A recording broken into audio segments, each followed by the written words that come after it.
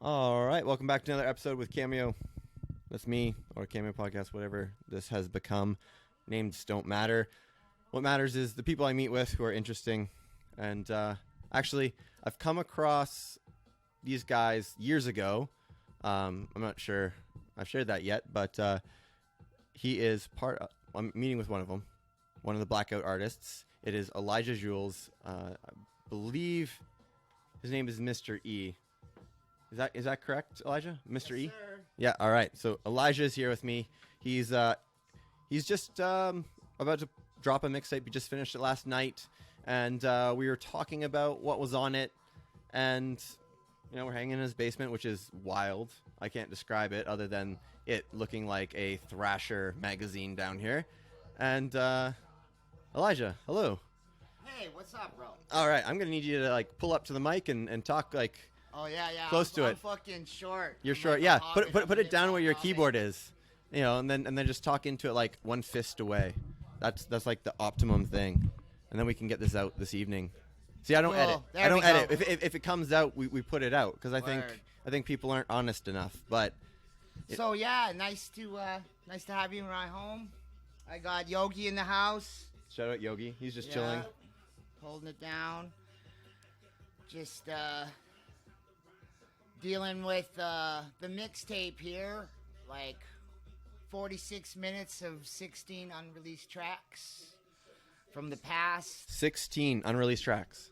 Yeah, just stuff we'd backburnered, and the last couple of years have been kind of a roller coaster for us. People having babies, just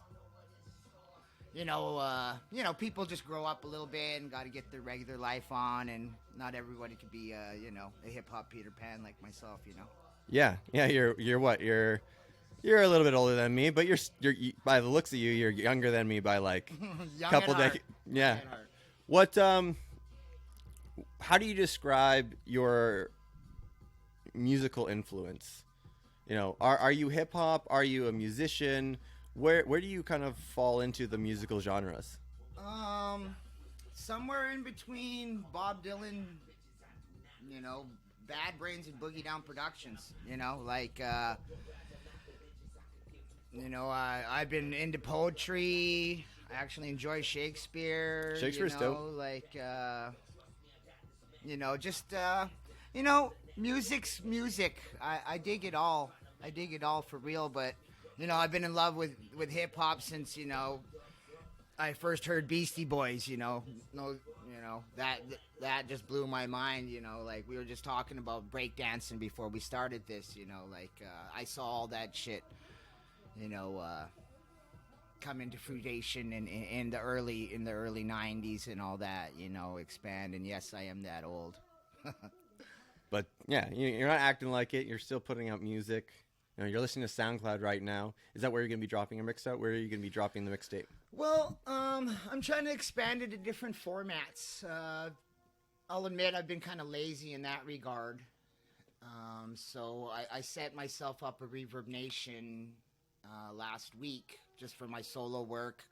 But we do have a Blackout artist SoundCloud, and I'm thinking of expanding our YouTube presence. And everybody keeps saying that we need a Spotify and get some Spotify going. Spotify's really easy. You just go to DistroKid, look up Google DistroKid. You pay $25. Yeah, and you have unlimited uploads. It's or something. on the bucket list. It's just I'm just trying to get my shit together right now, musically and personally. Just had a rough year here, but I'm cocooning and plan on. With this mixtape, just letting go a lot of the past. That's why I want all these songs out. Yep. So I can move on and explore new styles. Because even your own work could anchor you. It's best to stay open and free in regards to your work. That's one thing I'm proud of BOA is that we do it like Beastie Boys style. We'll do a hip hop set, then Yogi will bust out the live bass or the guitar. I'll play harmonica, and We got, Geo does a dope beatbox. So, we like to fuck with the styles. We don't like to stick with one specifically. And if you can play live instruments, I think it's, I'm not hacking on anybody that just raps over beats. But if you could, expand your sound in live instruments, it's the best thing for you, and it's a lot more fun.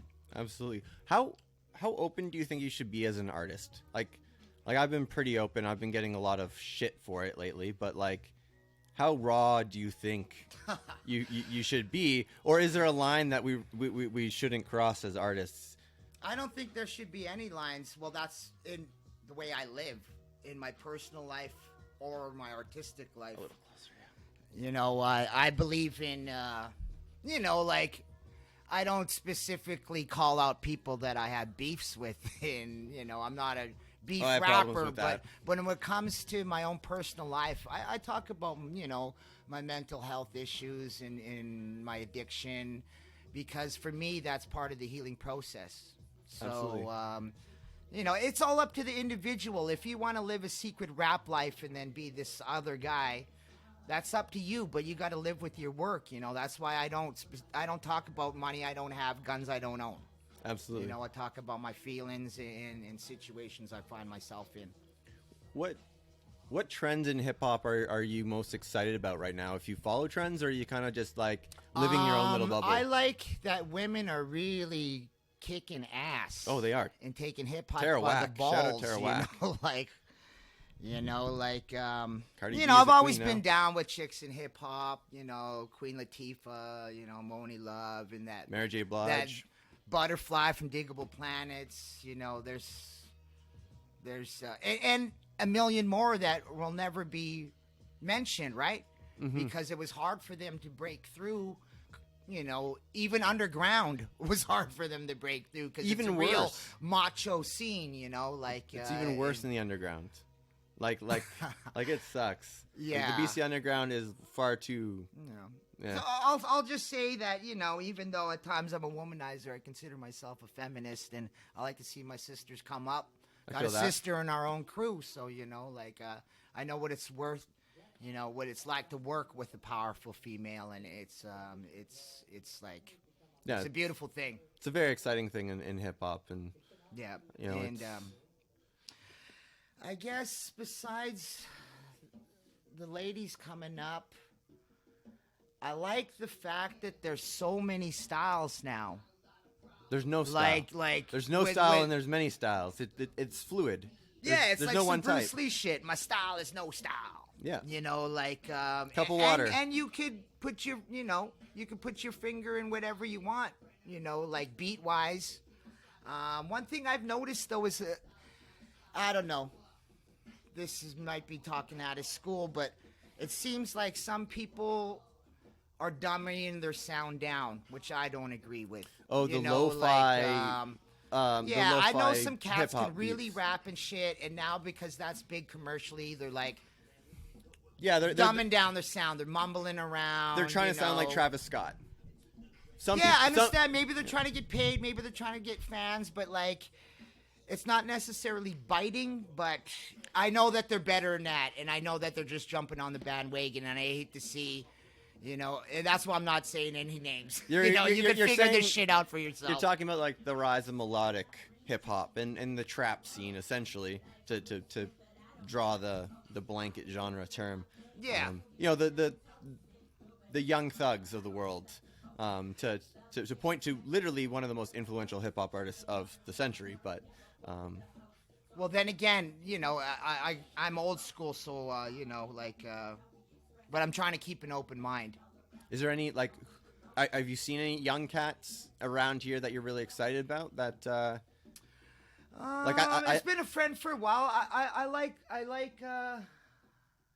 Lost Boys. Yeah, the Lost Boys are fun. Diego and Brandon. And Diego's a cool kid. Me and Gio played with him at a rave up north. Talk a little closer there, please. Yeah. They got some things going on, and I don't get out as much as I used to, so I can't really speak on the scene. You know, James Hughes is always holding it down. I'm not sure who James Hughes is, to be honest. Oh, for real? Oh, No. shit. You should look into James. He's been putting in his work for years around here. Okay. I'm fairly I'll turn you new. on to some of his work when we're done here. Nice. Yeah, the rap blues scene's starting to blossom. It's slow. You know, this place used to be a hip hop mecca, and it's hopefully coming around again. Well, the thing is that there's like twice as many people rapping, but people aren't like making up names and pressing it. Yeah. You know, like I don't know. There's lots of people rapping in their bedrooms, but they're not going to shows and putting on shows. Yeah, And the ones that- exactly. And sometimes some of the people that should be doing that aren't. Yeah. And some of the people that are doing it shouldn't. There's a lot of lip syncing in Kamloops right now. A lot of people, pretending to be rappers. That's why I'm looking forward to getting my crew together and basically just kicking some ass. This summer we got some live shows lined up, some new material to present, and just it was a nice break. And music for me wasn't fun for a little bit there. And it's fun again, and that's what good. it's about. It's not a chore, it's not a drag. What do you mean by it wasn't fun? Like I feel like I understand that, and I'm like, I just fight with that. just the lifestyle, just taking it for granted.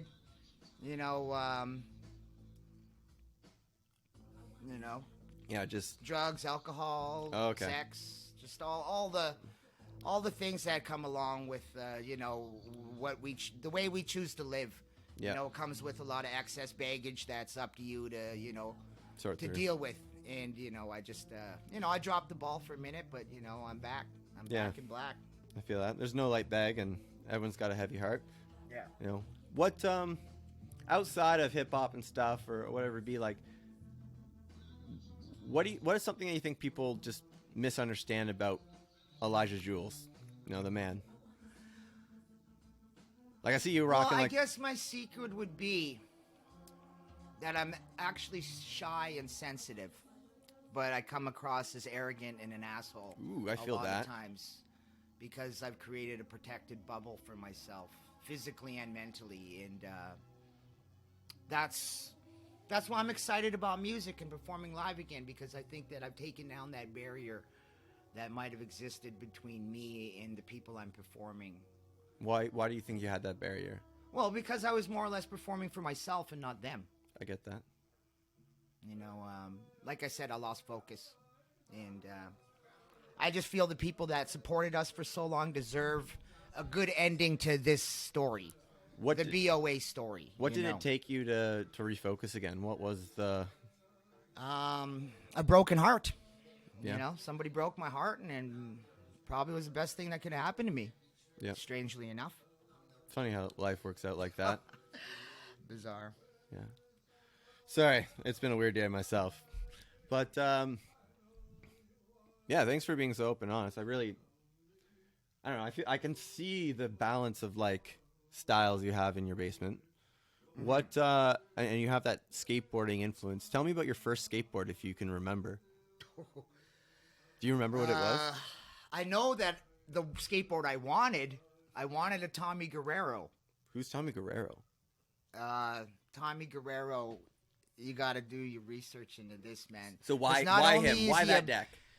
It looked cool, but he was like a badass skater, and he's a badass musician. Okay. So remember that name. Remember Tommy local Guerrero. James Hughes and Tommy Guerrero. It had a big old flaming sword. It was the first one that was all thin. Like the early decks, like the old Nattises were like big and fat at the front. And like he like trimmed down his decks and was like It was more modern style. Yeah, it was the first guy to like do that, like him and Lance Mountain and shit. Like I'm talking old skater names, like for real. Like I got like bumps in my knees and my elbows are fucked from doing downhills from Aberdeen school. Like Skateboarding's gonna be in the Olympics this year. Did you know that? that is beautiful because this might take a quick second, but I remember when I was 17, 18, there was a young man that was skating down from Aberdeen Mall, that long hill, and he hit a rock, and unfortunately he died on that road. And the city panicked. Aberdeen parents panicked.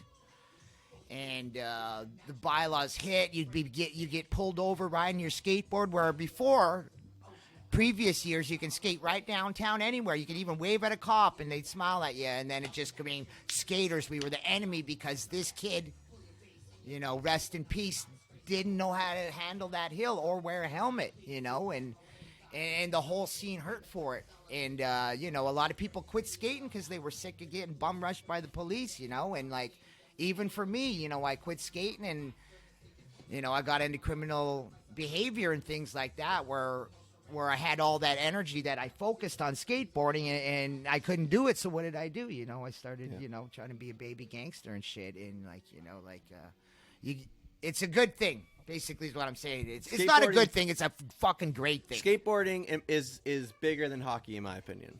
Like, worldwide, I think by numbers, it's a gift from God. Yeah.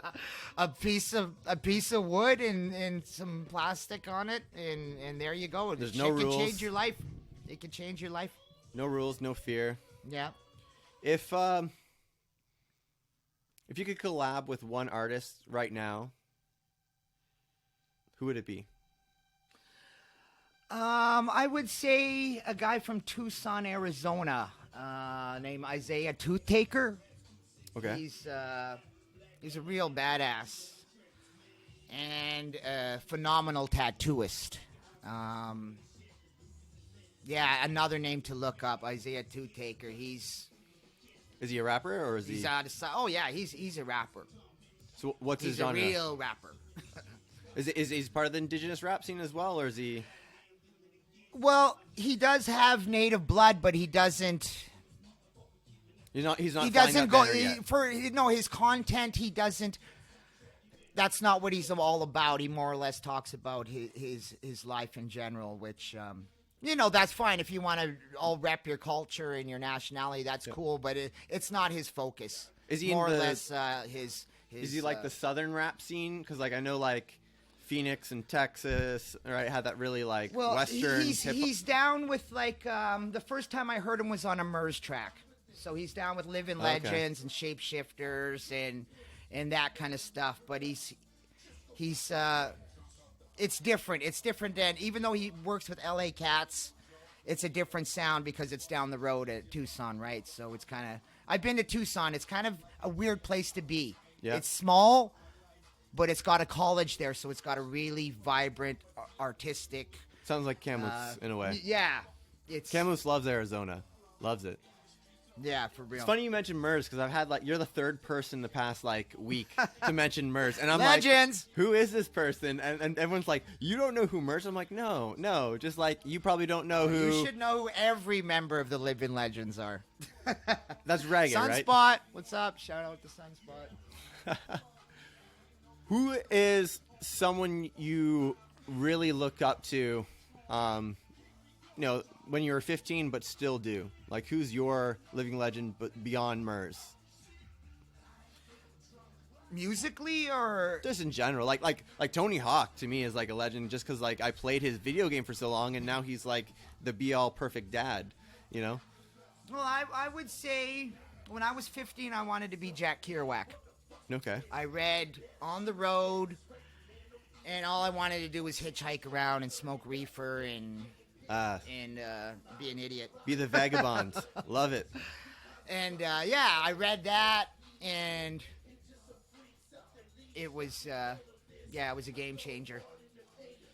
So yeah, basically at 15, I wanted to be a skateboarding hobo, more or less, and I did it.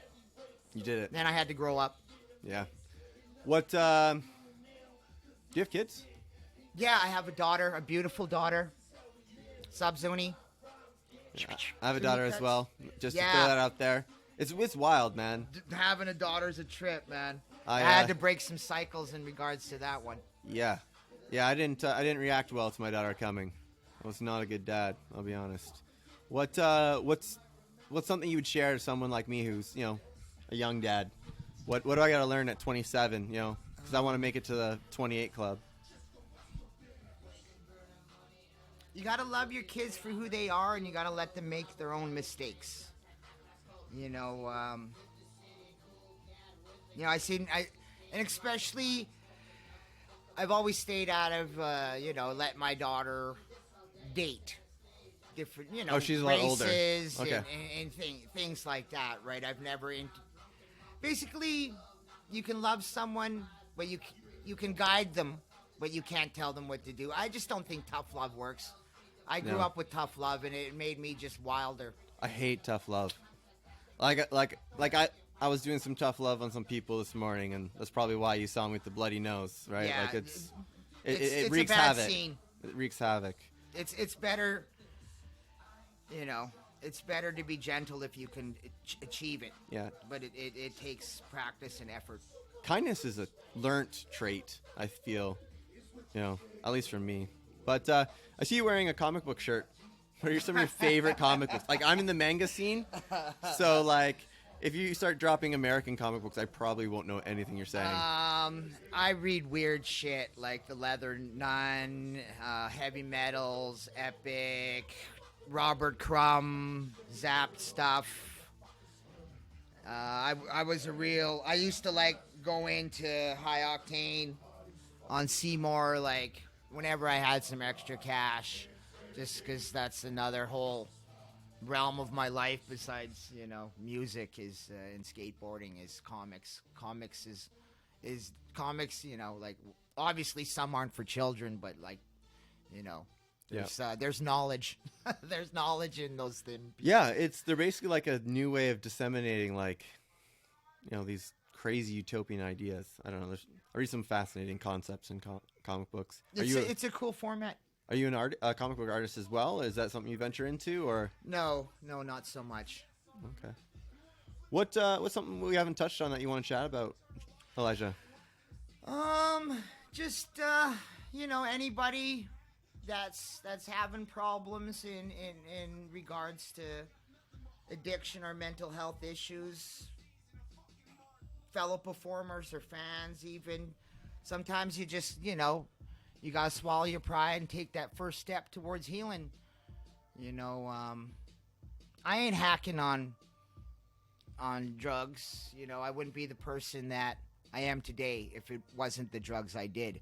But you just gotta know what works for you and your boundaries, and always keep self-love generating, because it's so easy to fall down that slippery slope and start being self-destructive, and that's never a good thing. So just love yourself. You got to be number one fan. I am. I'm all about Mr. E, Team E. I'm on board. So where's the best place to find Mr. E? It's Reverb right now, or is it SoundCloud? Where is the best place to? Here in the studio. Oh, here in the studio. That's the best place to find me. I'm always home. Just you gotta working. Don't you want to just, like, hide out, though? You don't want randoms just pulling up all the time. I know I'm playing, but yeah, we're gonna be putting out a whole bunch of stuff right now. So it's like SoundCloud, the Blackout Artists, and yeah, my Reverb. I started it up. Apparently, I'm like the number one in cam loops and 10 regionally in a week. So I don't even know if that's a big. It's not a good cool metric. thing. Reverb Nation is like the MySpace of the. You're better off just commit to SoundCloud and Spotify. Yeah, that's definitely on the top of the list is Spotify. I've been asked like 3 times in the last month about that.